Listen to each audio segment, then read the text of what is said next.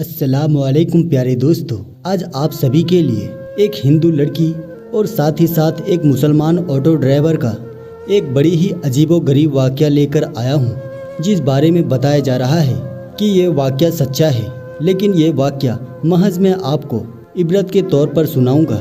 लेकिन दोस्तों, वाक़ये का आगाज़ करने से पहले अगर आप हमारे यूट्यूब चैनल पर नए हैं तो हमारे चैनल को सब्सक्राइब कर लीजिएगा और साथ ही साथ इस वीडियो को लाइक करने के बाद ज़्यादा से ज़्यादा शेयर कर दीजिएगा, ताकि दुनिया वालों को मालूम पड़ सके कि दुनिया के सामने जो मुसलमानों की तस्वीर है वो कुछ और है और हकीकत में मुसलमान जो है वो किस तरह के होते हैं। दोस्तों, आपको बता दूं, ये वाक़या जो है वो यूपी का बताया जा रहा है, जहां के मुख्यमंत्री योगी आदित्यनाथ है।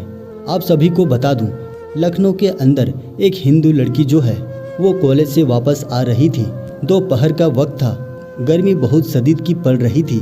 ऐसे में वो एक जगह पे खड़ी हो रही थी तो कभी दूसरी जगह पे जा रही थी, क्योंकि गर्मी शदीद की थी और ऐसे में उसे गर्मी बर्दाश्त नहीं हो रही थी। असल में वो सड़क के ऊपर किसी ऑटो का इंतज़ार कर रही थी, लेकिन गर्मी शदीद होने की वजह से कोई ऑटो वाला भी दोपहर के वक्त नहीं निकल रहा था। लेकिन दोस्तों, काफ़ी ज़्यादा इंतज़ार करने के बाद आखिरकार एक ऑटो ड्राइवर सामने आया।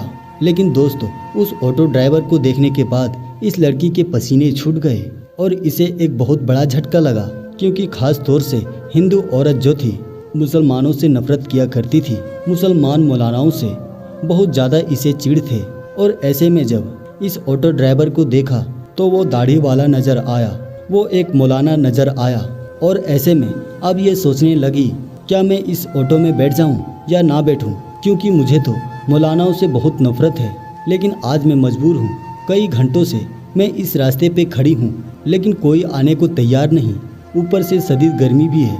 मैं कब तक यहाँ खड़ी रहूँगी? चलो कोई बात नहीं, आज मैं मजबूर हूँ, आज ऑटो में बैठी जाती हूँ। ऐसे में उसने फ़ौरन ही ऑटो को रोका और ऑटो ड्राइवर से कहने लगी कि भैया, मुझे एक बात बताओ कि फला जगह जाने के तुम कितने रुपये लोगे? ऐसे में दोस्तों, वो जो ऑटो ड्राइवर था वो कहने लगा कि बहन, वहाँ तक जाने के लिए महज मैं आपसे 200 रुपया लूँगा। ऐसे में दोस्तों, लड़की को बड़ा सा सदमा लगा। इस बात को लेकर लगने लगा, क्योंकि इससे पहले जितने भी ऑटो ड्राइवर के साथ बैठी थी, ऐसे में वो तमाम के तमाम जो थे वो 300 रुपये, 350 रुपये या 400 रुपया लिया करते थे। लेकिन उसी जगह पे जाने के ये ऑटो ड्राइवर जो है, जो एक मौलाना टाइप का है, जो कि एक मुसलमान है, सिर्फ और सिर्फ 200 रुपया मांग रहा है। ऐसे में वो जो लड़की थी कहीं ना कहीं बहुत ही ज़्यादा हैरान और परेशान में आ गई। ऐसे में वो जो ऑटो ड्राइवर था वो कहने लगा कि बहन, अगर आपको 200 रुपया ज़्यादा लगते हैं तो 20 रुपया और कम कर दीजिएगा, यानी मुझे 180 रुपया ही दे दीजिएगा। ऐसे में वो जो लड़की थी वो और ज़्यादा हैरान होने लगी कि भला इतने कम पैसे में ये क्यों ले जा रहा है, कहीं ये मेरा फ़ायदा तो नहीं उठाएगा। लेकिन ये बहुत ज़्यादा मजबूर थी, इसके पास बहुत सारा सामान भी था। ऐसे में कब तक ये सड़क के ऊपर खड़ी रहती? ऐसे में इसने हार मानकर इसने हाँ बोल दिया और फिर ऑटो ड्राइवर से यह बात कही कि तमाम सामान जो है वो ऑटो में रख दो।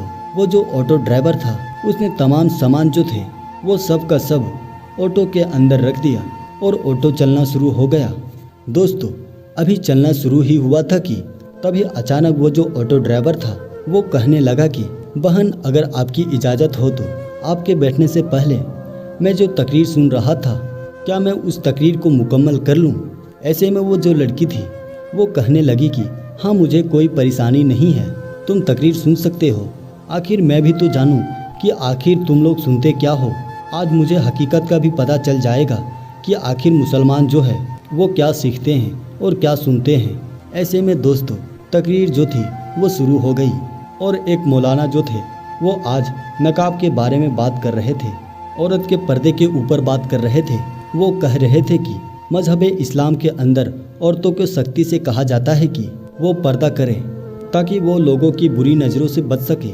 जिस तरह से खुले में अगर गोश्त को रखा जाता है तो कौवा उसके ऊपर झटक के आते हैं खाने के लिए, और अगर उसी गोश्त के ऊपर कोई कपड़ा डाल दें तो कौवे की मजाल नहीं कि वो उस गोश्त को खा सके।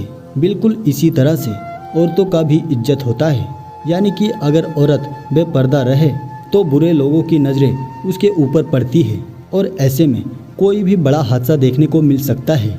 अगर एक और मिसाल दी जाए तो यहाँ पर इस तरह से दी जा सकती है कि एक चॉकलेट अगर वो पन्ना में रहती है तो उसके ऊपर मक्खी आकर नहीं बैठते, लेकिन वही चॉकलेट अगर खुले में रख दी जाए तो ऐसे में उसके ऊपर मक्खी बैठ जाया करती है। तो औरतों की इज्जत जो है वो बहुत ही ज़्यादा कीमती है और हम जानते हैं कि हीरे जवाहरात को लोग छुपा के रखते हैं क्योंकि उसे कीमती समझते हैं। फिर औरतों की इज्जत को लोग क्यों कीमती नहीं समझते? प्यारे दोस्तों, इसी तरह का बयान जो है वो मौलाना साहब दे रहे थे और यही बात सुनते सुनते वो जो लड़की थी वो बहुत ज़्यादा हैरान थी और मन ही मन सोच रही थी कि हाँ, ये बात तो सच है कि जब भी मैं कॉलेज जाती हूँ तो मेरे ज़्यादातर कपड़े जो है वो काफ़ी हद तक छोटे होते हैं और शायद इसी वजह से कॉलेज के जो लड़के हैं वो मुझे बुरी नज़र से देखते हैं और मुझे यकीनन ये चीज़ बुरी भी लगती है। ज़रूर ये मौलाना जो बात कह रहे हैं काफ़ी हद तक बिल्कुल सही बात कह रहे हैं। अगर मैं पर्दे में रहूँगी तो कहीं ना कहीं ये लोग जो है ये मुझे बुरी नज़र से नहीं देख सकेंगे। मैं तो मुसलमानों को बड़ा ही बुरा समझ रही थी, लेकिन ये तो बिल्कुल सही बात कह रहे हैं। प्यारे दोस्तों, अभी बयान मुकम्मल भी नहीं हुआ था कि उससे पहले मंजिल मुकाम पर वो लड़की पहुंच गई और ऑटो ड्राइवर ने ऑटो को रोका और लड़की को ये बात कही कि आपका घर आ चुका है। ऐसे में दोस्तों उस लड़की ने अपनी माँ को कॉल किया और अपनी माँ से ये बात कहने लगी कि छोटे भाई को नीचे भेज दीजिए ताकि वो सामान जो है वो ऑटो से निकाल के घर में ला के रख सके। ऐसे में दोस्तों माँ ने ये बात कही कि तुम्हारा छोटा भाई जो है वो इस वक्त बाहर गया हुआ है, सामान जो है वो तुम्हें ही लेकर आना पड़ेगा। ऐसे में वो जो लड़की थी वो बहुत ज़्यादा परेशान के आलम में आ गई थी कि इतना ढेर सारा सामान जो है वो मैं कैसे उठा के घर ले जाऊंगी। अभी वो ये सोच ही रही थी कि वो जो मुसलमान ऑटो ड्राइवर था वो फ़ौरन ही बातों को समझ जाता है और वो कहता है कि आपको परेशान होने की ज़रूरत नहीं है, मैं ये सारा सामान जो है वो आपके कमरे तक पहुंचा दूंगा।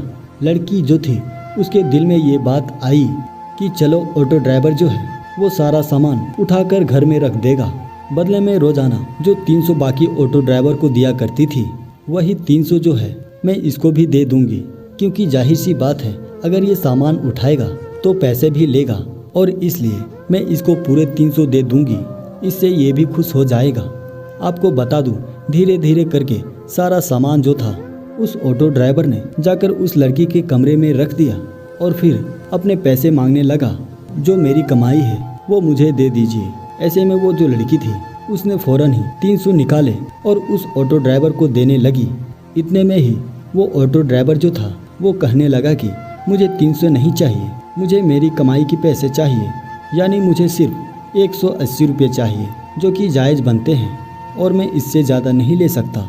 वो जो लड़की थी वो कहने लगी कि आप मेरा सामान उठा के लाए हैं इसलिए मैं आपको 300 रुपया दे रही हूँ। ऐसे में वो जो ऑटो ड्राइवर था वो कहने लगा कि हरगिज़ मैं आपसे सामान उठाने के लिए पैसा नहीं ले सकता, क्योंकि ये काम जो है वो मैंने हमदर्दी के बिना किया है और मजहब इस्लाम कहता है कि अगर कोई मजबूर है तो ऐसे वक्त में उसकी मजबूरी का फ़ायदा ना उठाया जाए, उसकी मदद की जाए और इसलिए मैं आपकी मदद की है। प्यारे दोस्तों, ये तमाम चीज़ देखने के बाद वो लड़की जो थी वो बहुत ज़्यादा मुतासिर हुई और दिल ही दिल सोच रही थी कि मैं कितना बुरी समझ रही थी मुसलमानों को, ख़ास तौर पर दाढ़ी वालों को। लेकिन आज मालूम पड़ा कि जो तस्वीर मुसलमानों की दुनिया में दिखाई जा रही है असल में उसकी दूसरी ही तस्वीरें हैं। मुसलमान बुरे नहीं होते और वैसे भी बुरे लोग तो हर मजहब में होते हैं और बुरे लोग का कोई मजहब नहीं होता। दोस्तों, ये वाक़या पेश आया था, आपको ये वाक़या कैसा लगा आप हमें ज़रूर कमेंट करके बताइएगा। वीडियो पसंद आई हो तो वीडियो को लाइक ज़रूर कर दीजिएगा और इस वीडियो को ज़्यादा से ज़्यादा शेयर कर दीजिएगा। मैं फिर मुलाकात करूँगा अगली वीडियो में, तब तक के लिए अस्सलाम वालेकुम, अल्लाह हाफिज़।